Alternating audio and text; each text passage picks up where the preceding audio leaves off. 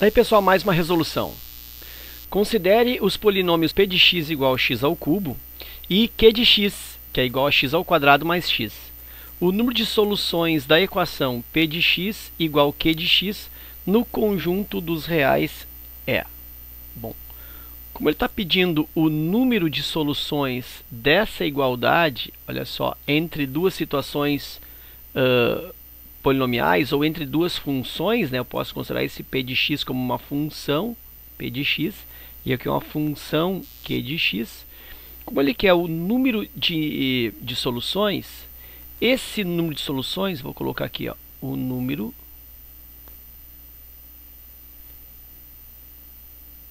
de soluções da igualdade p de x igual q de x pode ser obtida da seguinte maneira: pelo número de interseções entre os gráficos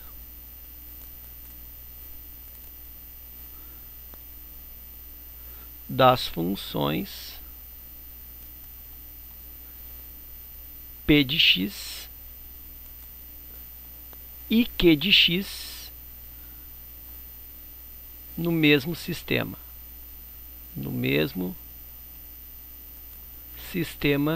de eixos coordenados, ou seja, no mesmo sistema de eixos cartesianos ou sistema cartesiano. Resumindo, o que significa isso? Que eu traço o gráfico dessa função aqui, ó, p de x igual a x ao cubo, eu faço o desenho e faço o desenho também dessa outra função no mesmo sistema. O número de vezes que esses gráficos se cruzarem resulta no número de soluções. Então, isso é um procedimento bastante comum em algumas provas, que para encontrar o número de soluções, tu constrói o gráfico das duas funções, dos dois pedaços, vamos dizer assim, no mesmo sistema de eixos. E o número de interseções entre esses dois gráficos no mesmo sistema vai resultar aí o número de soluções. Então, isso é um procedimento, vamos dizer assim, geométrico. Mas nesse caso, eu posso descobrir o número de soluções através de um procedimento não geométrico, mas algébrico, justamente resolvendo essa igualdade. Assim, ó, se ele quer que p de x seja igual a q de x, eu vou ver o que acontece quando eu substituo. P de x é x ao cubo, igual a q de x, que é x ao quadrado mais x. E aí eu isolo, ó, x ao cubo menos x ao quadrado menos x igual a zero. E aí eu tenho uma equação do segundo grau. Mas é uma equação do segundo grau que, de certa maneira, está fácil para mim, porque o termo independente dessa equação é igual a zero. Olha só, eu não tenho aqui um número sozinho. Quando isso acontece, eu sempre procedo na fatoração desse polinômio, dessa equação, dessa função. Então, eu vou proceder na fatoração. Vou colocar o x em evidência. Aqui me sobra x ao quadrado, até porque x vezes x resulta no x na terceira. Aqui menos x, até porque x vezes x, x ao quadrado. E aqui, se eu tiro o x aqui em evidência, me sobra menos 1. Até porque x vezes menos 1, menos x. Ok. Isso, então, é igual a zero. Daqui sai para mim que eu tenho um x', ou um x1 igual a zero. E aí, então, eu já tenho uma solução, pelo menos, que é real. Então, pode ser a letra B. Letra A está eliminada. Pode ser a letra B.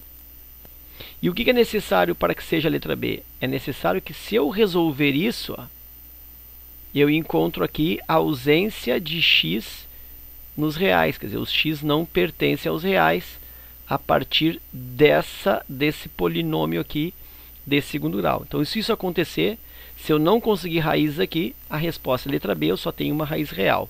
Por outro lado, se eu resolver isso aqui e conseguir outras duas raízes, então eu tenho 3 raízes reais. A resposta sai da letra B para a letra D. Então eu preciso aqui, ó, resolver isso. O que é a tendência dessa questão? A tendência é que nesta igualdade, ou nesse polinômio de segundo grau, resulte raízes não reais, porque ele quer que é o número de raízes no conjunto dos reais. Então a tendência é que as raízes aqui, eles não sejam reais. E aí eu fico só com uma raiz. Mas isso por quê? Por que é uma tendência na questão? É uma tendência na questão para que venha aí, de certa maneira, pegar o aluno, né, que olhando direto para esse polinômio, para essa equação de terceiro grau, e ele percebendo ou percebe o seguinte raciocínio: sendo terceiro grau, eu já sei que são 3 raízes, que aí ele vai lá e marca direto a letra D. Então, para derrubar esse raciocínio tão simples, né, que basta olhar o grau e aí já sabe que as raízes são iguais a 3, ele tende a colocar aqui raízes não reais. Porque, na realidade, quando o grau é 3, o que acontece? Eu tenho que o número de raízes é 3, mas necessariamente não precisam ser, ou não precisa ser, todas as raízes reais. Então, de novo, se o grau é 3, eu tenho 3 raízes? Sim. Mas será que todas são reais? Pode ser que sim, pode ser que não. Uma delas eu já sei que é real, que é o 0. Certo? Então a tendência é que não sejam reais as outras duas. Como eu te falei, para direcionar a resposta para a letra B em vez da letra D, que é o mais, vamos dizer assim, o mais fácil de supor só olhando para o grau. Mas isso eu só vou conseguir determinar, só vou conseguir diferenciar entre letra B e letra D resolvendo essa equação desse fator aqui em segundo grau. Então, vou fazer isso. Ó.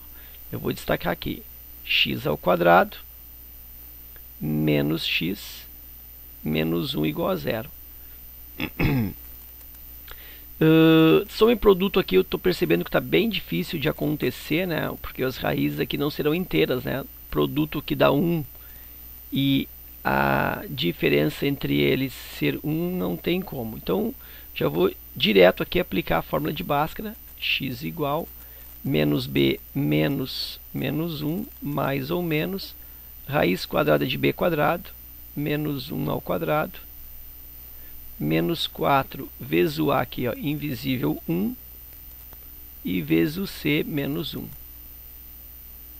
Isso divide por 2 vezes o a, 2 vezes 1, x igual, menos com menos dá mais, 1 mais ou menos, raiz quadrada de, aqui menos 1 ao quadrado é 1, menos vezes mais vezes menos dá mais, 4 vezes 1, 4 vezes 1, 4, e aí divide por 2 vezes 1, 2, isso eu tenho 1 mais ou menos raiz quadrada de 5 sobre 2. Eu nem vou seguir adiante, né? Já dá para perceber que serão 2 raízes reais. Por quê? Porque a raiz de 5, embora não seja exata, pertence aos reais. E aqui talvez esteja também a tentativa da pegadinha, né? O aluno olha aqui, a raiz de 5 não existe. Não existe de forma inteira, né? É um número irracional. E aí ele vem e diz assim, bah, se não existe raiz de 5 aqui, então essas duas raízes não existem, e aí ele vai lá e marca a letra B. Então pode ser essa tentativa da pegadinha no exercício. Mas na realidade eu sei que a raiz de 5, ela existe. É um número quebrado, mas existe. Então a partir disso eu tenho 2 raízes aqui. Eu tenho x1, que é 1 menos raiz de 5 sobre 2. Então isso aqui é uma raiz real para essa equação, né? E aí eu vou colocar aqui não x1, mas vou colocar x2, né? Por que x2? Porque aqui eu já tenho meu x1, tá? E o x3, a terceira raiz, fica igual a 1 mais raiz quadrada de 5 sobre 2. Então aí estão as 3 raízes reais.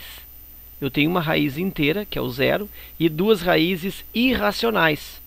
1 menos raiz de 5 sobre 2 e 1 mais raiz de 5 sobre 2. Mas todas elas 3 são raízes reais, portanto, o número de soluções da equação no conjuntos reais é na quantidade 3, o que havia se suposto, ou que havia, né, sendo cogitado quando eu percebi o grau 3 do polinômio, ok? Então era isso, espero que essa resolução tenha te ajudado nos estudos, fica meu forte abraço e até a próxima.